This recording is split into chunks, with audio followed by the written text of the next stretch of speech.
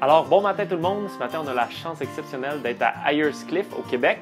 Comme vous pouvez voir, c'est en plein hiver. En fait, on est mi-mars, sauf que ce matin, il faisait moins 17. Ça fait une bonne semaine qui fait très, très froid ici au Québec. Il y a eu plus de 50 cm de neige il y a 3 jours. Là, en 24 heures, 50 cm de neige. On était venu faire une vidéo ici. Dans le fond, c'était complètement enterré ici. C'est vraiment exceptionnel. Et puis, le but ici est non seulement parce que j'ai la chance de me faire un smoothie vert ce matin que j'adore. Donc, on va avoir une petite discussion en même temps que je fais le smoothie sur est-ce que c'est justement écologique de faire des smoothies verts ou de manger très frais et bio au Québec. On va avoir une petite discussion en même temps qu'on fait le smoothie qui est je ne veux pas me caler en disant ça, mais je ne suis pas un très bon cuisinier. Fait que moi, j'ai 2 recettes principales, le smoothie vert et la salade. Donc, je vais vous montrer une des recettes que je suis quand même assez bon à faire. Alors, venez-vous-en. Ici, on a la chance, comme vous avez vu, d'être dans une serre qui est non chauffée. Hein. Pour ceux d'entre vous qui ne savent pas encore, la serre d'abondance de Luc, elle est non chauffée.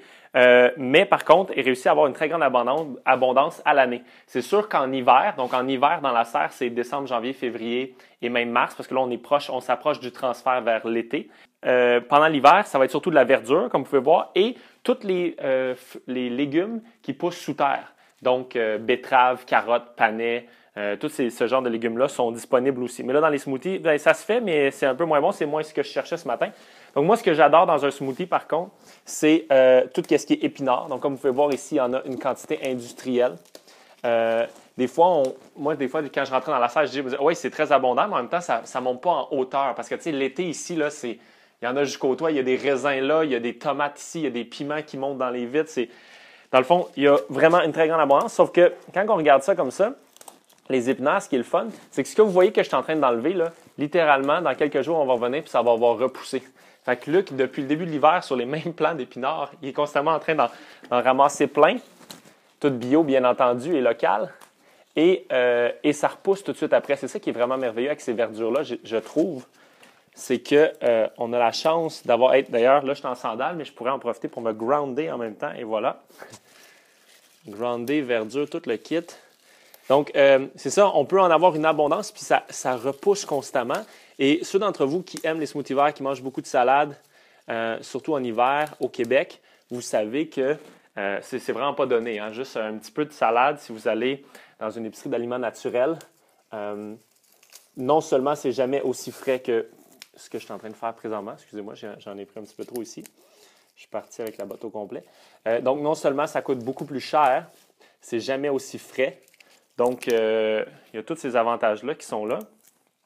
Mais en plus, puis je dirais qu'on s'en vient de mieux en mieux au Québec, c'est-à-dire qu'il y a de plus en plus de jardiniers maraîchers qui produisent en serre froide, là, dans le fond, de la verdure. Donc, c'est mieux que ça a déjà été. Mais pendant longtemps, puis encore aujourd'hui, souvent quand on achète de la verdure ou quand on achète des légumes à l'épicerie, c'est vraiment pas local. Hein? Ça vient de très loin. Donc ça, c'est une autre considération à avoir. Ici, il y a du cerfeuil que Luc m'a fait découvrir que je ne connaissais aucunement. D'ailleurs, j'en ai jamais mis dans un smoothie vert encore. D'ailleurs, je serais supposé avoir un couteau pour couper ça, ce serait mieux. Mais là, pour les besoins de la cause, je vais juste en prendre un petit peu comme ça. Vu que j'en ai jamais mis dans un smoothie, c'est un essai ici. Cerfeuil qui habituellement est plus, ce que Luc m'expliquait, c'est que c'est habituellement dans les épiceries plus sous forme d'épices secs, dans le fond. Lui, il a la chance d'en avoir en grande quantité ici. Sinon, on avait vu épinards, salade, cerfeuil. Ici, il y a de la roquette qui, comme vous pouvez voir, commence à être assez mature, là, c'est-à-dire qu'elle est en train de venir en graines. Sauf qu'il y a quand même d'excellentes feuilles à aller chercher.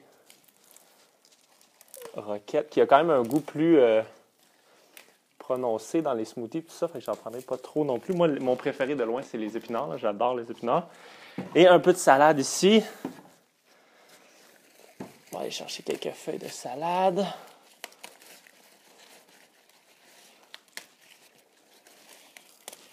Donc là, ici, on a tout ce qui pousse sous terre et plus dans cette section-ci. Betterave rouge, panais, carottes. Et si on vient ici, parce que ça, je trouve que ça donne un excellent goût, un petit peu de persil qu'on peut rajouter au smoothie. Et voilà. Donc, je pense qu'avec ça, on a quelque chose d'assez bien. Là, ce que je vais vous montrer, c'est la partie la plus extraordinaire. Donc là, je suis toujours dans la salle. Il y a un bel endroit pour relaxer. D'ailleurs, c'est là que je pourrais aller boire mon smoothie une fois qu'il est fait. Mais comme vous pouvez voir, je suis dans la serre et la serre, elle est adjacente à la maison. Donc d'ailleurs, on a la chance de voir ici, si vous venez, suivez-moi. Donc ça, c'est la serre. Ici, on rentre directement. Il y a la cuisine, la salle à manger, excusez. Et à quelques pas, il y a la cuisine. Donc ça, c'est un des aspects vraiment extraordinaires aussi. C'est d'avoir une serre qui est adjacente. Peut-être que vous avez déjà vu des DVD ou des choses, le DVD et des vidéos que j'ai faites sur les serres séparées de la maison qui sont vraiment super. Mais je dois avouer que depuis que j'ai rencontré Luc, puis qu'il a pu me démontrer que les serres adjacentes sont très, très viables. Et moi, une des craintes que j'avais, c'est que j'avais l'impression que ces serres-là ne pouvaient pas être adjacentes à beaucoup de maisons, de type de maisons. Je croyais qu'il fallait avoir une structure spéciale ou des choses comme ça. Et maintenant qu'il m'a montré ce que ça prenait vraiment et que je me suis rendu compte que la plupart des maisons peuvent avoir ça, c'est là que je me suis rendu compte que je dois avouer que je suis plus un fan des serres adjacentes que des serres séparées là, de loin. Parce que là, comme vous pouvez voir, d'être capable d'aller dans sa serre directement en marchant à partir de la cuisine, à quelques pas, dans le fond. C'est-à-dire que quand on est dans la salle à manger de Luc, que vous avez vu tantôt, où est-ce qu'on a passé au côté de la table, pour lui, c'est quasiment plus court aller chercher ses légumes dans la serre que d'aller au frigidaire. Fait que ça, on parle d'un nouveau paradigme vraiment. Donc, une fois qu'on a ça, écoute, moi, je peux juste me faire vraiment rapido. Je peux mettre un petit peu d'eau pour le rincer. C'est sûr que moi, je pourrais prendre le temps de vraiment bien les laver. Sauf que vu que c'est bio, local, fait d'ici, je pense que ça rajoute juste un petit peu de probiotiques là-dedans. Moi, je suis plus du genre à juste rincer rapidement. Autre chose vraiment intéressante, comme vous avez vu, j'ai pris du soleil tantôt, donc vitamine D. En fait, vu que je suis derrière les vitres, je ne peux pas avoir tout ce que ça contient, avoir toute la vitamine D à cause des vitres. Si j'avais il y a d'autres types de matériaux que je pourrais avoir qui probablement me permettraient de l'avoir. On est en train de faire des petites recherches là-dessus.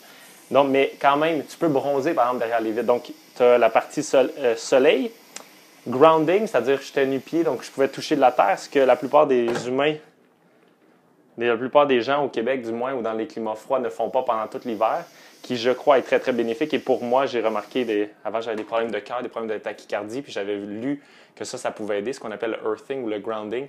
Puis moi, définitivement, ça a fait un très gros impact dans ma vie. Et au moment où j'ai de la tachycardie, c'est en grande partie avec ça que je l'ai amélioré. Fait que non seulement je fais mon smoothie, mais en même temps, je prends du soleil, puis en même temps, je suis en train de me grounder. Et là, j'ajoute de la bonne eau ici, parce que là, on est en campagne, donc c'est de la bonne eau directement. Moi, personnellement, j'adore avec les smoothies. C'est sûr que, OK, j'avoue que j'ai un défaut qui fait que c'est moins local. Là. J'avoue qu'une banane dans un smoothie, ça fait une grosse différence pour moi. Mais sinon, puis c'est ça que je vais faire ce matin, c'est juste un citron. Je rajoute un citron avec ça qui donne un vraiment bon goût, premièrement. Et deuxièmement, qui aide à assimiler la verdure. Donc, toute la verdure, lorsqu'on a du citron, c'est pour ça aussi les huiles, quand on fait dans une salade une huile avec du citron, par exemple, dedans, ça l'aide à assimiler mieux. Fait que moi, c'est ça que je vais me faire ce matin. Sinon, ça pourrait être un petit fruit. Ou sinon, Luc, par exemple, il y a des petits fruits qu'il fait pendant l'année sur son terrain, puis qu'il peut congeler pendant l'année, puis les avoir après. Fait qu'il y a plein de manières que ce soit plus local. J'avoue que moi, les bananes, c'est quelque chose que j'aime quand même pas mal. Sauf que ça, c'est plus dur. Ça, en fait, d'ailleurs, je tiens à dire, les bananes, dans le fond, le problème avec ça, c'est qu'il faut jamais que ça aille en bas de 5 degrés Celsius. Mais sinon, ce serait possible de les avoir ici aussi. Donc, des serres avec beaucoup de masse thermique, puis peut-être quelques fois un petit peu de chauffage, ça pourrait avoir des bananes aussi. Ceci dit, citron, ce que je voulais dire, c'est que citron, là, présentement, Luc n'en fait pas pousser, mais Hélène Dubé, qui vit à Chertsey, elle en faisait pousser dans sa serre. Donc, je sais que c'est possible de faire pousser du citron au Québec. Ça n'a juste pas donné. Luc n'en a jamais fait jusqu'à présent, mais je sais que c'est possible aussi.